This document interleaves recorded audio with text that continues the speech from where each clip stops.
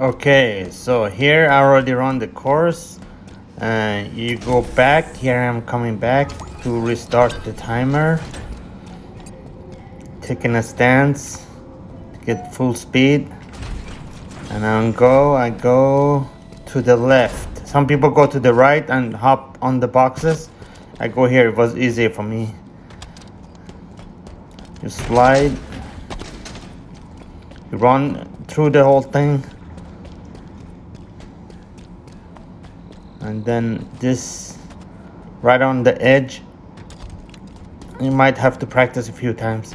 Jump over the steps and boom, under 24 or 25 seconds. It's pretty easy. It might take a few tries, but it's worth it. It's a secret achievement in Halo Infinity. Thank you.